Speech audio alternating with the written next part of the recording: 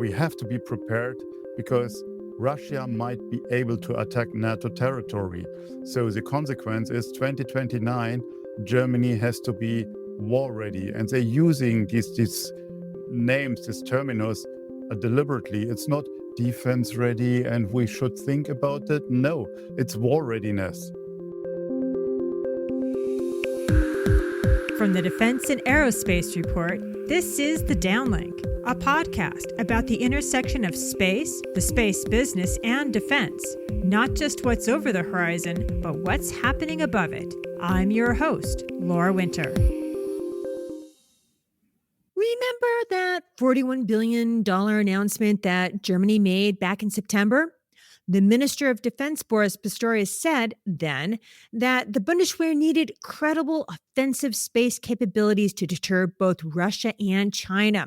Well, this week, Chancellor Friedrich Merz's cabinet approved an all-of-government space and security strategy. The tasking, 65 of them, are focused on creating a credible deterrent capability and cooperation with its allies and partners. That sounds a lot like the country is looking for a leadership role.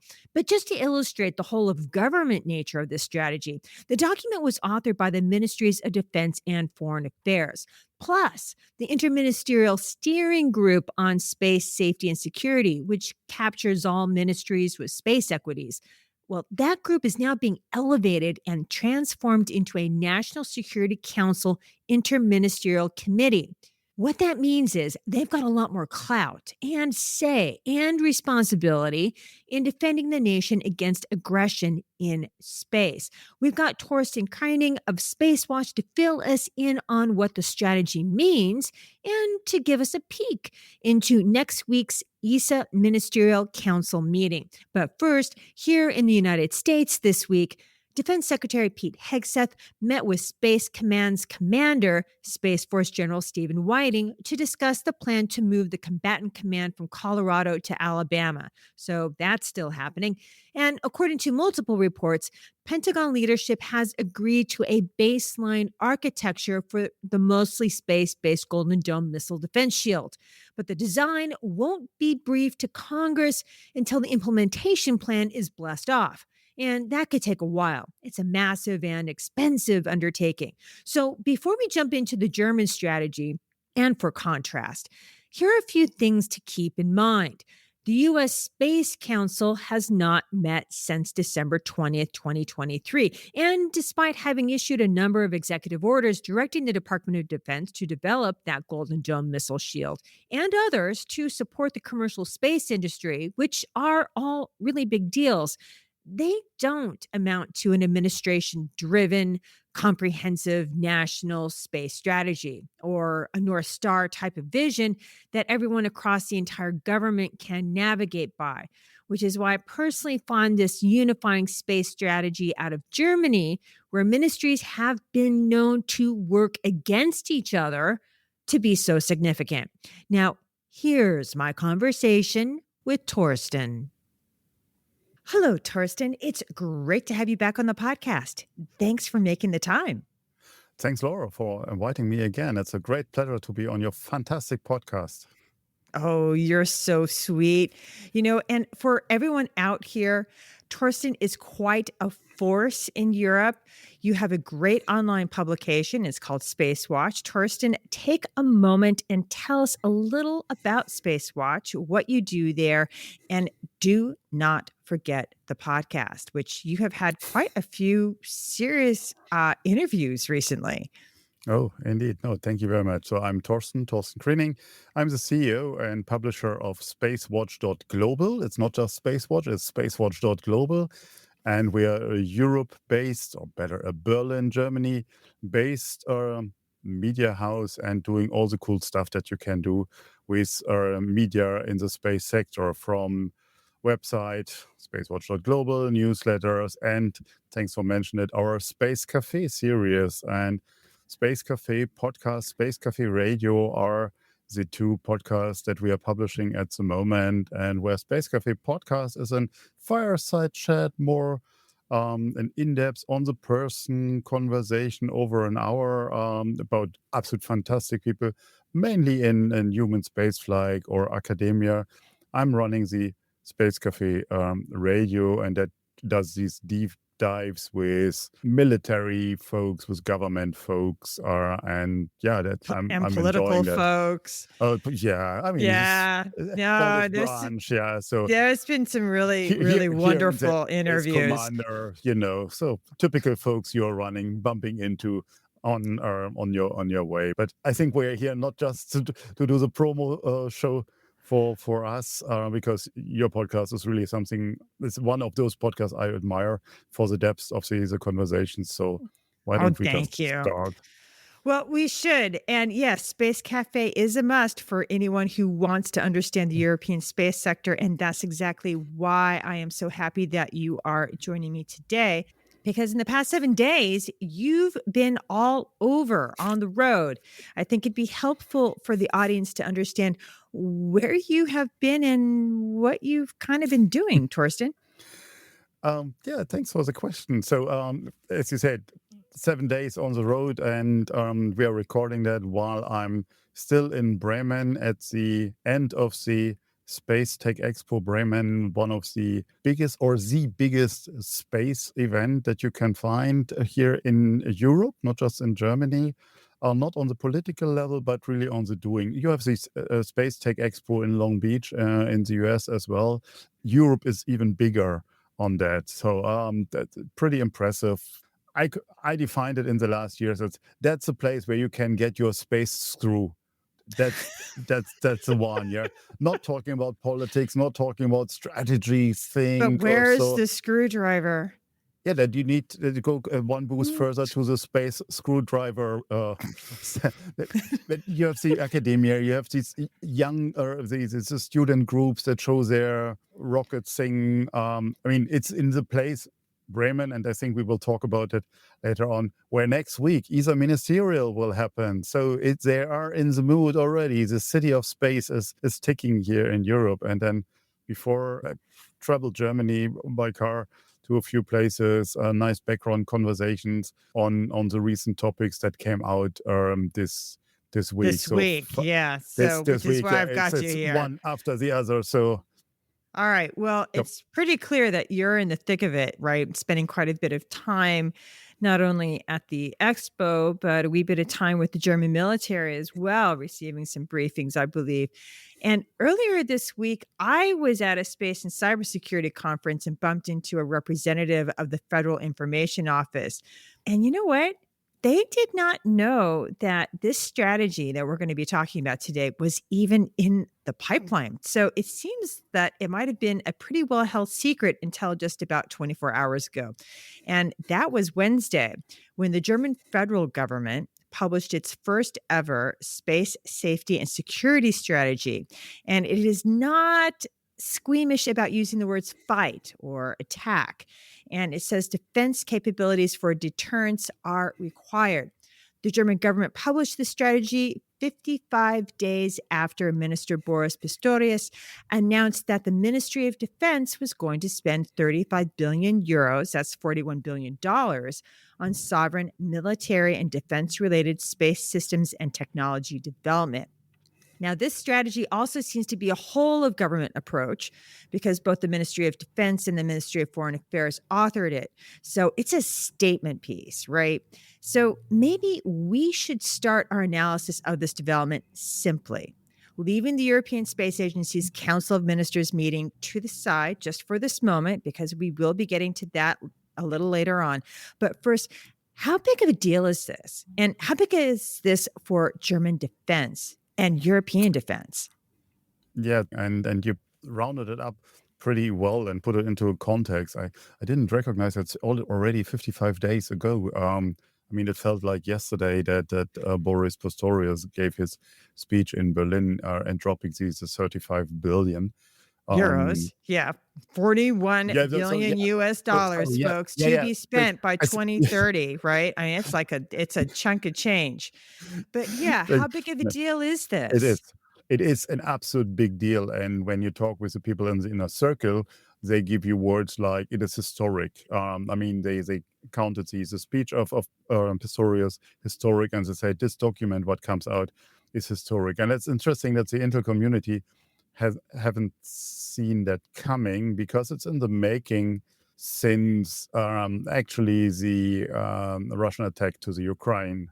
So where our leadership sat together and said, okay, we have to do something. We have to think thoroughly about what does it mean for us. I think we spoke in the last podcast we recorded about the Zeitenwende, the changing times, where Germany put in then 100 billion euros to get our own defense forces back on track. And there's just the logical consequence. And the interesting bit in that is when Boris Pistorius dropped to 35 billion, there were huge rumors in the market. What does it mean? Is it fresh money? Is it existing projects? Who will participate in that? Is it Germany only? Is it Europe? Is it the States? Or is it our main supplier or main source for military stuff? Because it wasn't en vogue over the last decades here in Europe. So what is it? And the strategy helps now to understand what that first statement meant, what is behind it.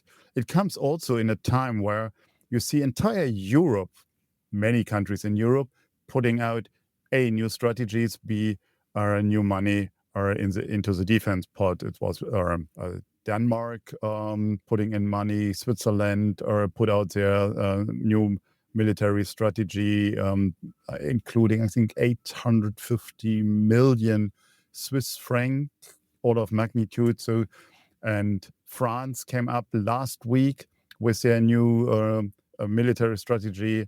President Macron announced, and now Germany. Now Germany, but this is space. This is a space strategy. That is only a space strategy, and that's, call it historic or not, but it's at least a first strategy, and it's well defined. It is well thought. You mentioned it before. I think we talk about 40-something pages, including an annex with the guiding lines into the activities. One thing. So in American English, that's tasking. So yeah, there are 3 pages of taskings that are really, really quite exact. So here, let me ask you this.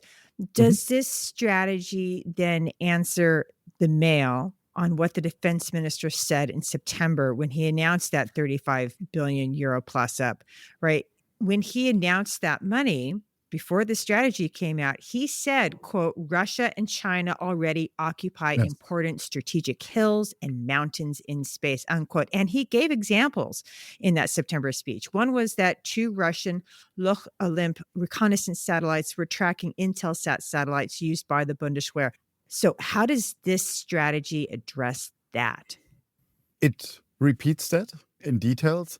Not about the reasoning for doing something, for doing strategically, but where we want to go. So it defines very well the threats that we are facing at the moment, and it names down for the first time China and Russia as the enemies in space, because there are no borders in space. So they are our neighbors. So it's reflected in the document. And it's also the first time of this kind of honest threat, publicly available threat analysis of what's going on in space and what is our German position. Because over the last years, you would have heard nothing from Germany what's going up in space. Not that we are not active there, but politically we did spoke about that.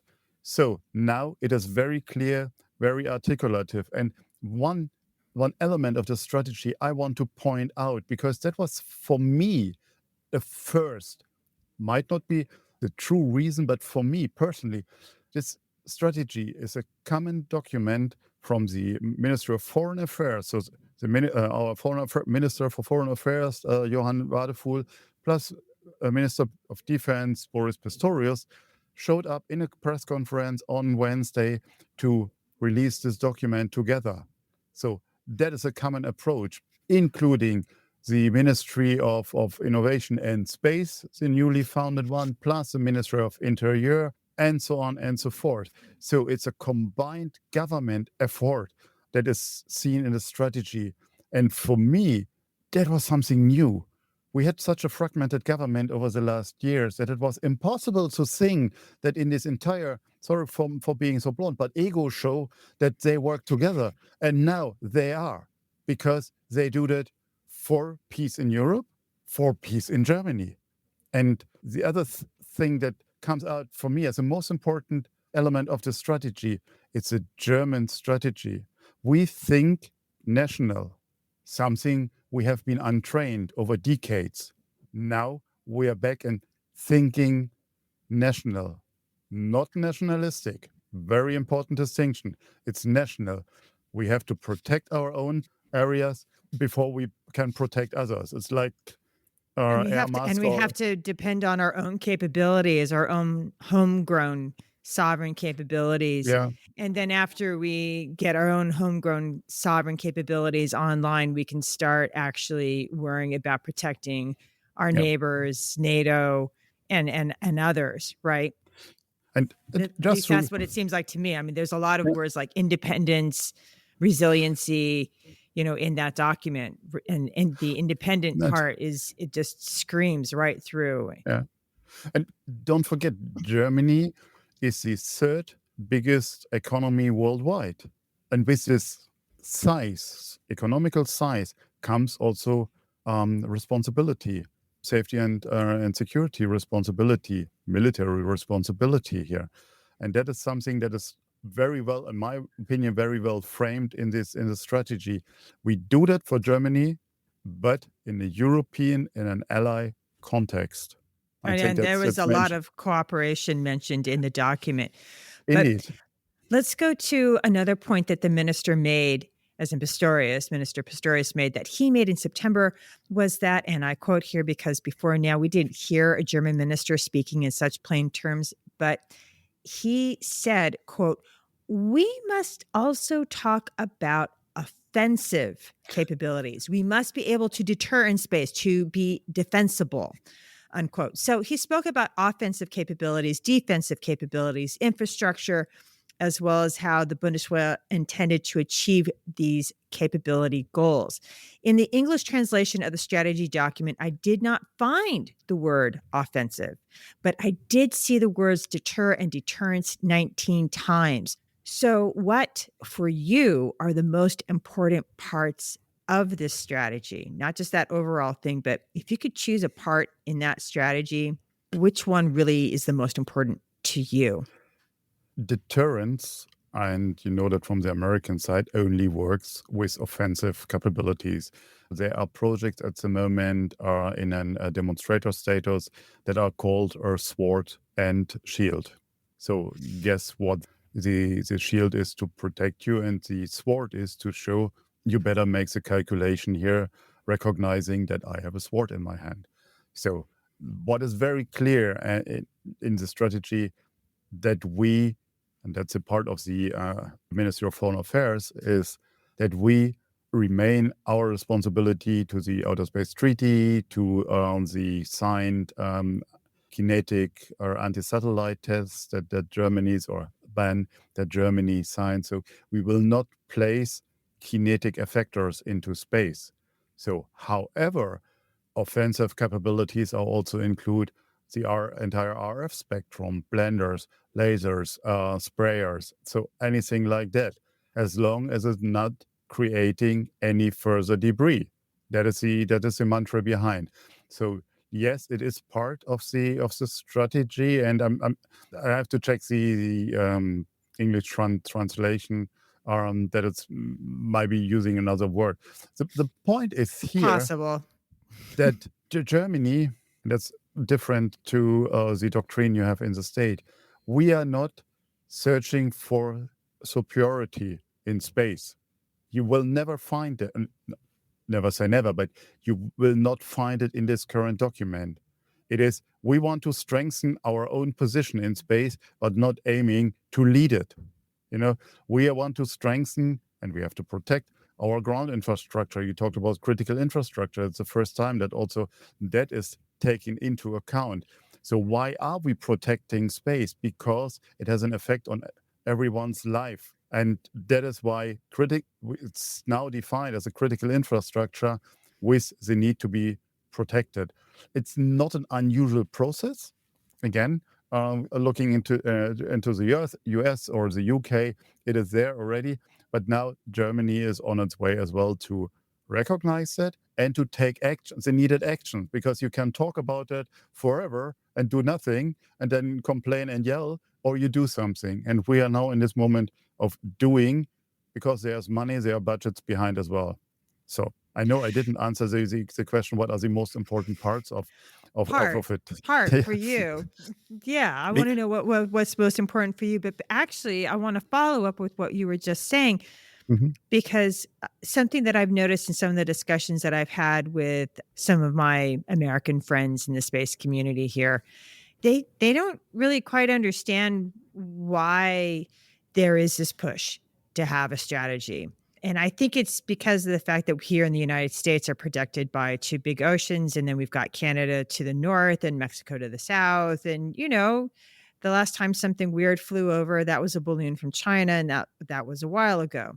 I think it might be a little helpful to understand, and if you could do this really quickly, what is driving Germany and actually the Mhm. rest of the European continent to have these new defense strategies or new defense and space strategies? Because Yep. there are actual physical things that are aggressive actions that are occurring right now and happening in German airspace. Great point. Let me start to answer with a sidestep. I just watched House of Dynamite, as you on Yes. Netflix. So, So, all right. just to, Anytime we can put pop culture into a space and defense podcast, we should do it. All right. Yes. no, Okay. I don't know if you have watched it already, but it's I the haven't. the nuclear rocket that is about to fly to the US, and no one knows where it comes from, and then shows a line of command that goes into that. And I think that's a great picture, but also drives us here in Europe at the moment to think defense after 80 years of peace on the European continent, and even after 36 years of the wall coming down in Berlin. So why is defense now on high priority? Yeah, look to the eastern flank. So that's the term that we are using, that the EU is using. So we have an active war on our doorsteps, and talking about it from a Berlin point of view, the front line is 1,000 kilometers away. That's it. Okay, we in Germany, we have Poland or the Czech Republic in between as a cassis, but there it is present. It's not an artificial element anymore of, oh, we have to prepare for something. No, it is there. It's reality.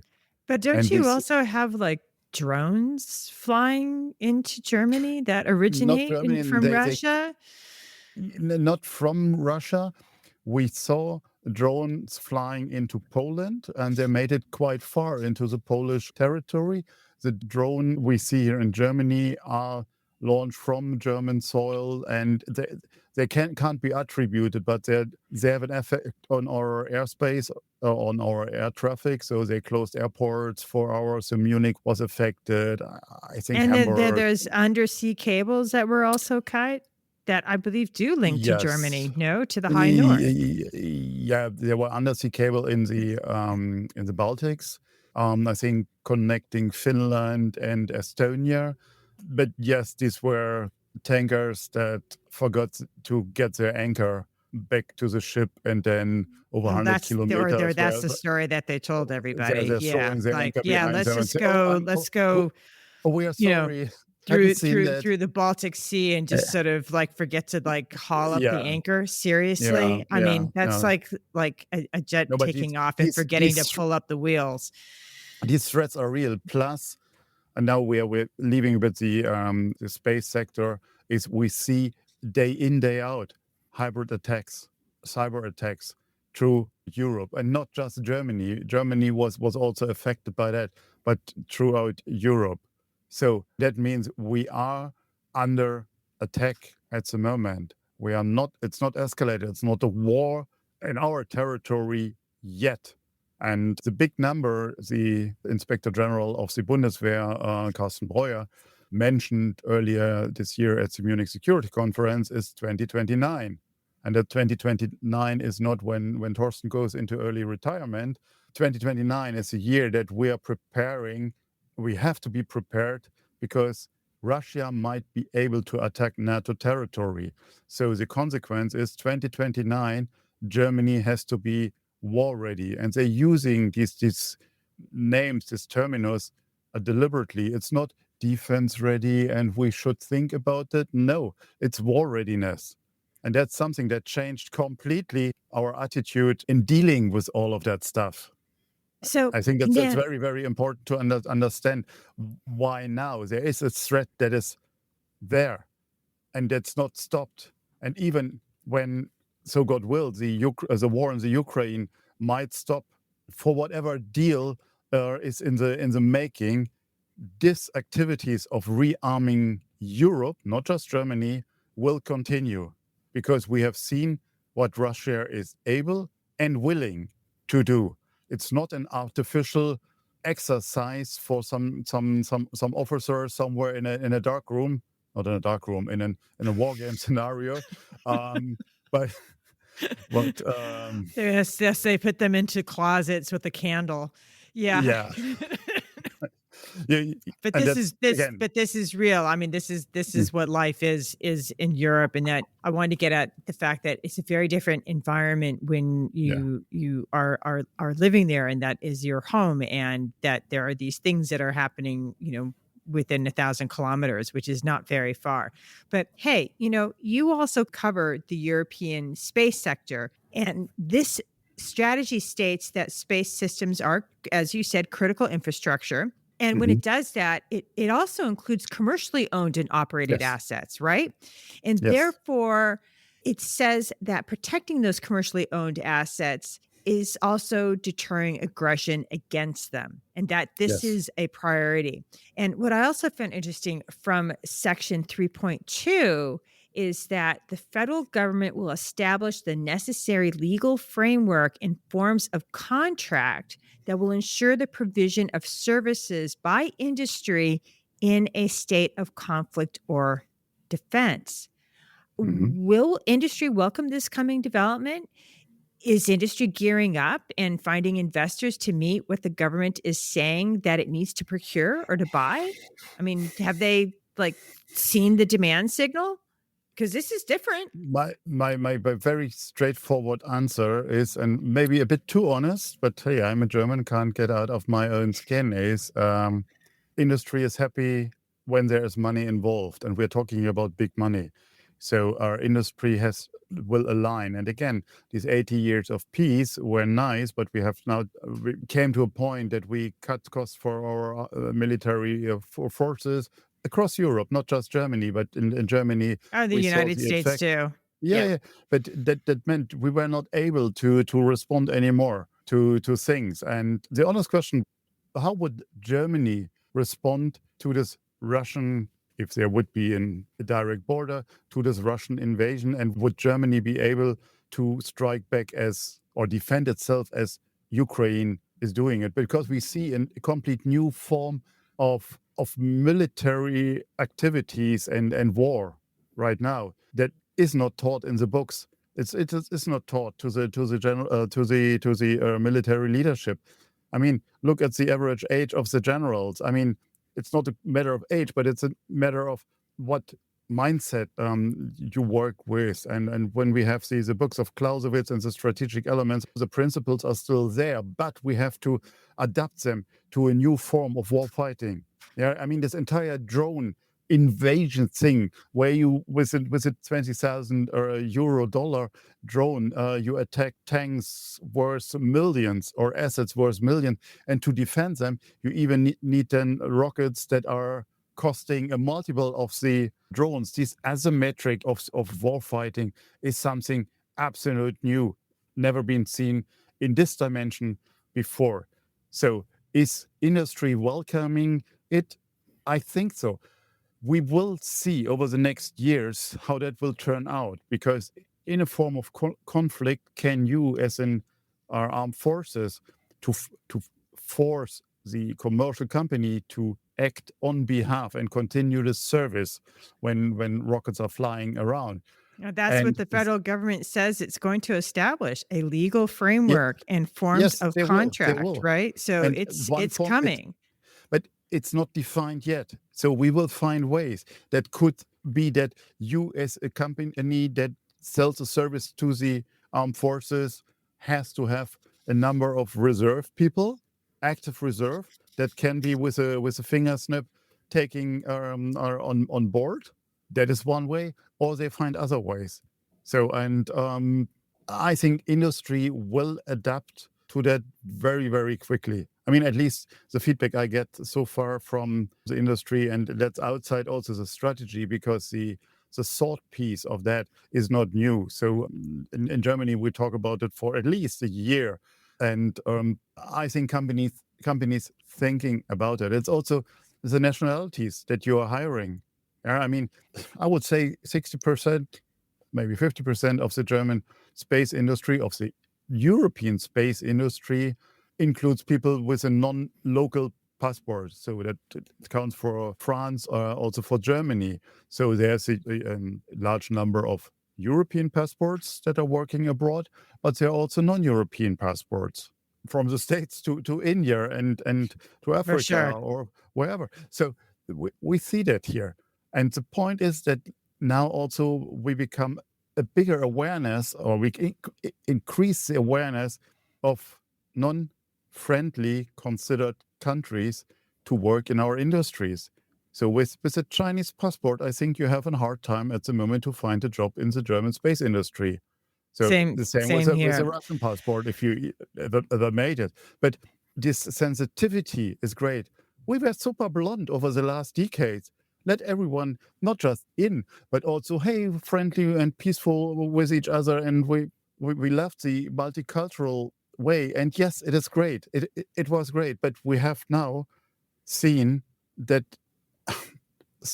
nation states misuse this trust as well to their benefit, even, and not shying away from active conflicts. And that is something we have to counter, and we will see in activity. I mean, you see when we're going back to the strategy, a huge European ally approach there. It's the German-Franco relationship that has to be strengthened. And yes, we still are separate nations, and we will potentially ever will be, but in a united Europe. So we defend Europe together.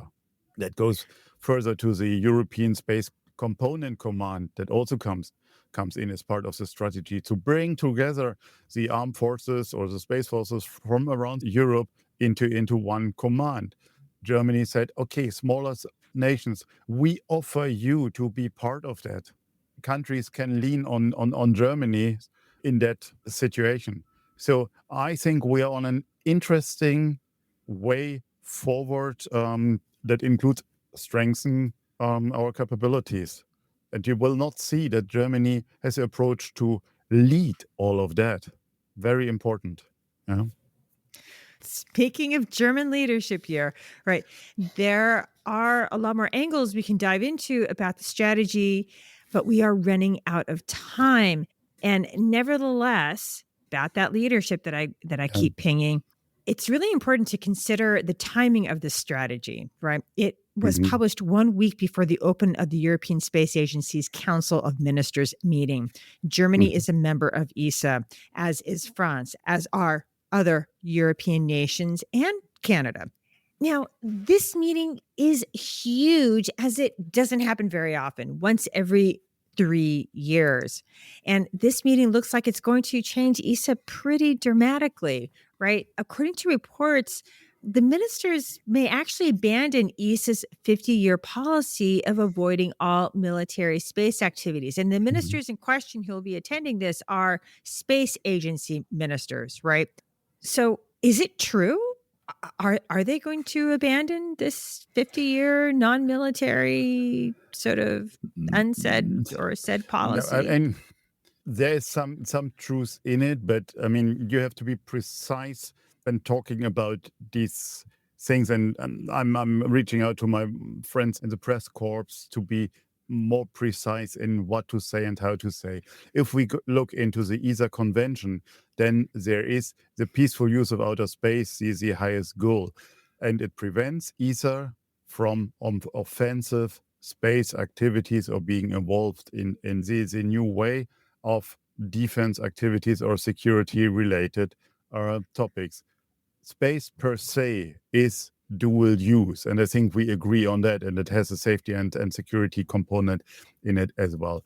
Then what is new is in the self-understanding of ESA and in their communication to the outside, that it's suddenly en vogue to talk about Earth defense in that context as well. And I'm old enough to see it over the last years that you were literally throwing out of ESA meetings when you talked about defense activities or defense usage of technology also. And that it gets even better. Oh no, it gets even better, right? Because this reportage on the possibility of abandoning, the idea of you can't talk about defense.